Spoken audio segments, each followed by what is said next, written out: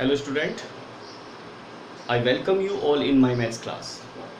So let's continue our chapter number 5, arithmetic progression. As you know that we have completed our exercise 5.1 and 5.2 5 questions. So today we are going to start from the 6 to so on. Okay? तो जो point हमें इस exercise के लिए याद रखना है, important point to be remember is nth term, that is an is equals to a plus n minus 1 into d. This formula we have to remember for this exercise, right? Now question number 6, check whether minus 150 is the term of the AP this or not. हमें check करना है कि minus 150 AP की term है या नहीं है. तो उसके लिए हम क्या करते हैं? उसके लिए हम करते हैं, सबसे पहले सॉल्यूशन देखते हैं बेटा. A is 11, common difference 8 minus 11 is equals to minus 3, so common difference is minus 3. Now we will consider this is the term an. अब मान लेते हैं अपने पास से कि ये कौन सी टर्म है, ये nth टर्म है. Let us take nth term is equals to this. अगर ये nth टर्म है तो फॉर्मूले को फॉलो करेगी, a plus n minus 1 into d. We will put here the value of a, value of d. On solving this, we are getting n is equals to 54 2/3. 54 2/3. ये एक mix fraction है, ये एक होल नंबर नहीं है. अगर n एक whole number नहीं है तो ये एक टर्म नहीं हो सकता. ठीक है, to be the term it should be a whole number. बिल्कुल ध्यान दीजिएगा, अगर इसको एक होल नंबर एक टर्म बनना है तो इसे एक होल नंबर होना चाहिए. तो ये तो होल नंबर नहीं है, so we can say this is not the term of AP. ठीक है बेटा, ये सभी आपको समझ में आ गया होगा. चलिए अब इससे आगे नेक्स्ट क्वेश्चन देखते हैं, क्वेश्चन नंबर 7. ये बहुत ही इंपॉर्टेंट क्वेश्चन था बेटा, जो अभी मैंने आपको समझाया है कि माइनस 150 इसकी टर्म है या नहीं है. जब भी हमें किसी टर्म को, किसी नंबर को चेक करना हो कि वो AP की टर्म है या नहीं है, n फाइंड कर लीजिए और n एक होल नंबर होना चाहिए. अगर n एक होल नंबर नहीं है तो उसकी टर्म नहीं हो सकता. ठीक है, जैसे हम देखते हैं क्लास में जो रोल नंबर होते हैं 5 होता है, 6 होता है, 7 होता है, 5.3 कोई रोल नंबर नहीं होता. तो ठीक है, तो वो नंबर की जो बात होती है वो नंबर एक होल नंबर ही होते हैं, ये डेसिमल्स में नहीं होते. ठीक है बेटा, चलिए नेक्स्ट क्वेश्चन देखते हैं. यस बेटा, now question number 7. Find 31st term of an AP whose 11th term is 38 and 16th term is 73. ठीक है, तो क्वेश्चन में क्या गिवन है, क्या फाइंड करना है, सबको क्लियर. ठीक है, तो मैं लिखता हूं in an AP 31st term find करना है और गिवन कौन सी टर्म है, टर्म नंबर 11. तो टर्म नंबर 11 A11 होता है, it can be written A plus 10d, right, A plus 10d. Now is equals to it's a 38. Equation first. Now next term is 16. A16 means A plus 15d. ये आप first video में सीख चुके हैं. ठीक है, यहाँ पर कितना है 73. Is the second equation. अब इन दोनों को सॉल्व कर लेते हैं, सब्ट्रैक्ट करेंगे, ए से ए कैंसिल आउट हो गया, it will be minus 5d. यहाँ से इसे करते हैं तो यहाँ से आगे बेटा it's a minus 35, minus cancel out with the minus. d is equals to 7. अब ये d की जो वैल्यू आई है 7, ये फर्स्ट इक्वेशन में पुट कर लेते हैं फ्रॉम इक्वेशन फर्स्ट. चलिए फर्स्ट में पुट करेंगे तो क्या आएगा, a plus 10 into 7 is equals to 38. ठीक है, अब क्या करेंगे, अब इसकी वैल्यू को फाइंड कर लेते हैं. यस बेटा, this is a plus 70 is equals to 38. So a is equals to 38 minus 70. ठीक है, अब इसको उधर सब्ट्रैक्ट कर दिया, a is equals to minus 30. तो a की वैल्यू कितनी आ गई बेटा, माइनस 32 आ चुकी है. ठीक है, यहाँ तक सभी को समझ में आ गया होगा. ए आ चुका है, डी आ चुका है, हमें क्या करना है, हमें इसकी 31st टर्म फाइंड करनी है. We need to find out the 31st term. So term number 31st means now A31, that means A plus 30D, right? A minus 32 plus 30D value, the value of D is 7, right बेटा? तो यहाँ से क्या आ गया बेटा, -32 and this is 210. इसको subtract कर लिया, कितना आया, 10 से 2 8 आ गया, और यहाँ पे बचता है फिर 70 A31. ठीक है, एक बार चेक कर लीजिए. Right, so this is the 31st term value. Right, सभी को समझ में आ गया? बड़ा ही सिंपल क्वेश्चन है, इजी क्वेश्चन चल रहे हैं, नोट कर लीजिए बेटा. नाउ बेटा question number 8. It is given in an AP there are 50 terms. जो given है वो मैं लिख रहा हूँ यहाँ पर. In an AP, अगर AP की बात की जाए तो what is given here? N is equals to 50 and we have given term number 3 value is given. So term number 3 means A3 is equals to A plus 2D and A plus 2D is equals to 12. Equation first. Another AN. AN मतलब A50 होगा बेटा. N की value कितनी है, 50. And A50 we can write A plus 49D, and the value of this is 106. 106. This is second equation. अब इन्हें solve कर लेते हैं. यहाँ से सॉल्व किया, A cancel out, -47 is equals to this will be -94. Minus cut minus, and this is D also बेटा, D. तो D की वैल्यू कितनी आ गई, 94 divided by 47. D is equals to 2 आ चुका है. D की वैल्यू आ गई है from first, simple, once again same, from first equation A plus 2 is equals to 12, A plus 4 is equals to 12. तो यहाँ से A की वैल्यू आ गई 8. चलिए, A की वैल्यू आ चुकी है, D की वैल्यू आ चुकी है. अब क्या करेंगे, after this we need to find out here 29th term, A29 find करना है. क्या फाइंड करना बेटा, A29. A29 means A plus 28D equals to A value, A is 8, 28 and the D value is 2. 8 plus 56, it's 64. 64. तो ये भी हमारा question complete हो गया है. ठीक है, बहुत अच्छा क्वेश्चन है, बहुत सिंपल क्वेश्चन चल रहे हैं. प्रैक्टिस हो रही है हमें किसकी, nth टर्म वाले फॉर्मूले की. Right, okay. After this next question. Yes बेटा, next question, question number 9. If the third and the 9th term of an AP are 4 and -8 respectively. एक AP में थर्ड और 9th टर्म गिवन है. Third term is 4 and 9th term is -8. Which term of the AP is 0? इस AP की कौन सी term 0 होने वाली है, ये हमें बताना है. तो question number 9. Writing in an AP, we have given third term means A3. A3 is equals to A plus 2D. The term number third value is A plus 2D is equals to 4. ये equation first हो गया. Right, and the term number 9 once again same, A plus 8D. सभी को समझ में आ रहा होगा 8D कहाँ से आ रहा है, 3D को मैंने 2D लिख दिया. ये मेरा फर्स्ट वीडियो में मैंने बता दिया था कि यहाँ पर जो D होता है वो एक कम होता है जो भी टर्म होती है. राइट, तो फॉर्मूले से भी समझ सकते हैं, A plus n minus 1 into D is equals to the value of this is given -8. अब इन दोनों को सॉल्व कर लेते हैं.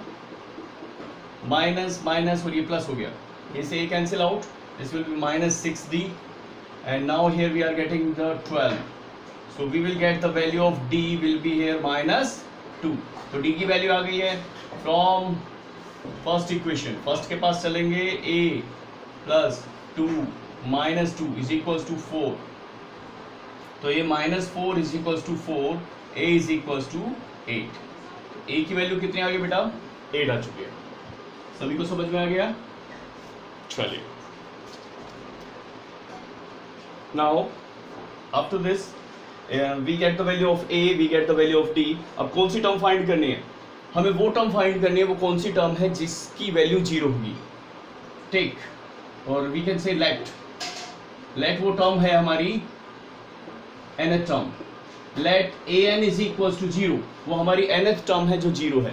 तो nth टर्म का formula a plus n minus 1 into d is equals to 0। Put the value of a 8, n we don't have, and the value of d we have -2 is equals to 0. So 8 minus 2n plus 2 is equals to 0. It's a 10 minus 2n is equals to 0. Minus 2n is equals to minus 10. तो यहाँ से जो n की value आई है वो आई है 5। तो 5 आ गया। मैंने अभी 6 क्वेश्चन में बताया था कि ये एक होल नंबर हो सकता है, तो यहाँ पर तो है whole number. Therefore we can say, therefore fifth term of given AP is 0। ये फिफ्थ टर्म इसकी 0 होने वाली है। ठीक है बेटा, चलिए आगे बढ़ते हैं।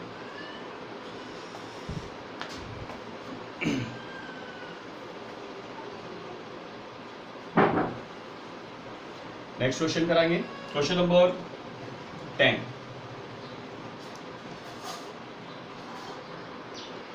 Yes बेटा, in question number 10 it is given the 17th term of an AP exceeds its 10th term by 7. Find the common difference. Question में क्या गिवन है? सॉल्यूशन ले रहा हूँ बेटा, क्वेश्चन एक बार फिर रीड कर देता हूँ, एक्सप्लेन कर देता हूँ। In question it is given 17 term जो होगा वो 10 टर्म से 7 ज़्यादा है। ठीक है ना, एक्सीड मीन्स ज़्यादा होना, right. So 17 term 10th term से 7 ज़्यादा है। तो इसे हम कैसे लिखेंगे मैथमेटिकली? इन एन एपी, तो एपी में बात चल रही है तो कैसे लिखेंगे? Term number 17 is equals to exceed 7 by its 10th term, right. So 17 is equals to term number 10 plus 7। Mathematically we have to write in this way. Okay, अब इसे सिंपली सॉल्व भी कर सकते हैं। How can we solve? It can be written a plus 16d, you know, and this one a plus 9d plus 7, cancel out a, this 9 this side, so it will be 7d is equals to 7, so we get the value of d is 1। तो common difference ही find करना था। अब आप यहाँ पर लिख सकते हैं therefore common difference is equals to 1, right बेटा। चलिए ये क्वेश्चन भी समझ में आ गया। Question number 11, which term of the AP? So the AP is given here. Question number 11, AP I am writing, AP is 3, 15, 27 and 39, so on. This is the AP given. Here A is equals to 3 and d is equals to 15 minus 3 means 12. The value of d also we have, d value तो यहाँ पर 12 है और a की value 3 है, right? Then according to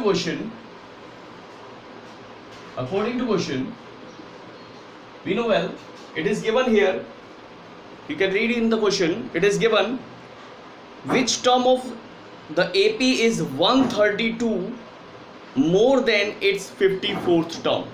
वो कौन सी टर्म है जो 54 टर्म से 132 ज़्यादा हो? So we are taking let an is equals to 132 more than its 54th term. So a plus n minus 1 into d is equals to a plus 53d plus 132। a से a cancel out हो गया, n minus 1 into d, d value कितना बेटा? 12, 12 यहाँ put कर लेते हैं, is equal to 53 into 12 plus 132। ठीक है, चलिए इससे मल्टीप्लाई कर लो। यहाँ पर कितना गया, 12n minus 12 is equal to, अब इसे सिंप्लीफाई कर लेते बेटा, 12 3 36 3 132।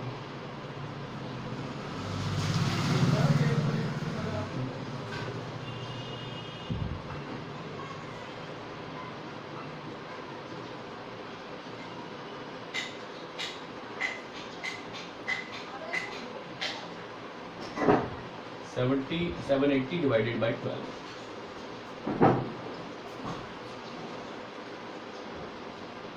So n is equals to 65. Therefore we can say 65th term, a 65 is 132 more than a 54। 54th term से वो कितना ज्यादा होने वाला है बेटा, 132 ज्यादा। So this is the solution. बहुत अच्छे से समझ में आ गया होगा। एक एपी गिवन है, ए वहां से फाइंड कर लिया, डी फाइंड कर लिया अकॉर्डिंग टू क्वेश्चन। ये इंपॉर्टेंट पार्ट है, this is the important part, right. an is equals to 132 more than 54th term. तो 54th टर्म का फॉर्मूला लगाया, इसका फॉर्मूला अप्लाई कर दिया जो कैंसिल आउट हो गया, और यहां से इसे सिंपलीफाई किया, just we get the value of n। और n ही हमको ये बताएगा ये कौन सी टर्म है। ठीक है, तो n से पता चला 65, तो इसका मतलब ये है 65th टर्म ऐसी है जो 54th टर्म से 132 ज्यादा होने वाली है। ठीक है बेटा, चलिए आगे बढ़ते हैं। यस बेटा, in question number 12 it is given two APs have the same common difference. The difference between their 100 term is 100. What is the difference between their 1000 term? अगर दो AP गिवन है और उन दोनों AP का कॉमन डिफरेंस सेम है, so we should take in first AP first term I am taking capital A, common difference I am taking small d. In second AP, let's take the first term is small a and the common difference once again same. ये given है question में कि उनका common difference same है, तो common difference same ले लिया। According to question, it is given in question the difference of their 100 term number 100 means a100 here, and term number 100 of this is a100, right? आपको पता चल गया होगा मैं स्मॉल ए और कैपिटल ए से क्यों यूज कर रहा हूँ, क्योंकि दो एपी हैं, दोनों को अलग अलग तरीके से दिखाना होगा। इनका डिफरेंस क्या है बेटा, the difference is given 100, right. Now 100 term is a plus 99d. Should I use here small a? No, capital, because for the first. Minus bracket, because if it is given in negative na, so we should use this in bracket, otherwise we need to change the sign. तो यहाँ पर term क्या होने वाली है, a plus 99d। इस बार मैंने small a use किया है, जानते हो क्यों, क्योंकि सेकेंड एपी जो है उसमें फर्स्ट टर्म हमारी स्मॉल a। चलिए आगे बढ़ते हैं। a plus 99d minus a minus 99d, देखो साइन चेंज हो गया, is equals to 100। Now this is cancel out, what left here, a minus a is equals to 100. I can say the difference of the first term of two AP is 100, right? Now after this we need to find difference between the 1000 term, a1000 minus small a1000, we need to find it। चलिए इसे find कर लेते हैं। कैसे find होगा, a1000 means capital A plus 999d minus है, sign change करूंगा इस बार directly, small a minus 999d,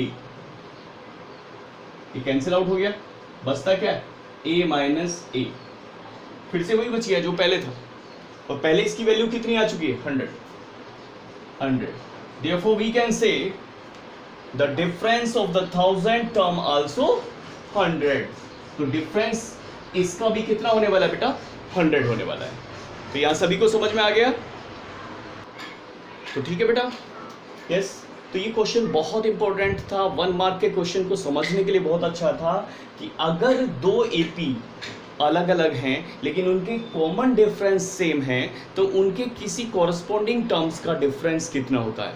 उनके किन्हीं कॉरस्पॉन्डिंग टर्म्स का डिफरेंस उनकी फर्स्ट टर्म के ही डिफरेंस के इक्वल होता है. जो उनकी फर्स्ट टर्म का डिफरेंस होगा वही उनकी कॉरस्पॉन्डिंग टर्म का डिफरेंस के इक्वल होगा. कॉरस्पॉन्डिंग टर्म मीन्स अगर 10 टर्म का डिफरेंस पूछूं तो 10 का डिफरेंस 10th फर्स्ट 10th यहाँ से ले जाएगी, दोनों को माइनस करेंगे, then we will get the 100 same. Right. So you understand this question? Okay. तो आज के लिए बेटा बस इतना ही रखते हैं और बाकी जो क्वेश्चंस होंगे वो नेक्स्ट वीडियो में करने वाला हूँ.